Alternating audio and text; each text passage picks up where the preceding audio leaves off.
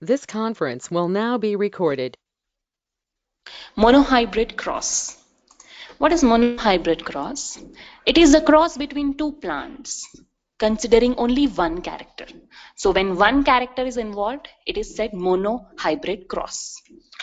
What is character? Character means anything that can be visible to our eyes. So if we consider plants, height of the plant is visible to our eyes. Shape of the seed is visible, so it becomes a character. Then color of the flower, it is visible to our eyes, so it becomes a character. For example, let us consider the height of the plant in order to understand the monohybrid cross. Let us take two plants, one is tall and one is dwarf, and let us cross them. We get two alleles for tall plant, capital T, one from male, one from female. Same, small t, small t. So for every character, there will be two alleles. So we get the gametes, and when we fuse them, we get the F1 generation.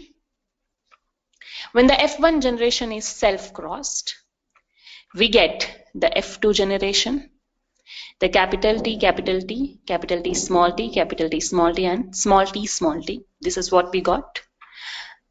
So capital T makes tall, capital T, small t makes tall again. Why? Because capital T is the dominant trait. So whenever the dominant trait is present, we get the dominant phenotype itself. Dominant allele. Capital T is the dominant allele. So we get the dominant phenotype. Capital T, small t, and small t, small t. So let's see the phenotypic and genotypic ratio. So capital T and capital T makes tall. Capital T, small t makes tall again. Capital T, small t makes tall again because dominant allele is present. And when there is no dominant allele, we get the recessive trait, which is dwarf. So let's see the phenotypic ratio, which is 3:1.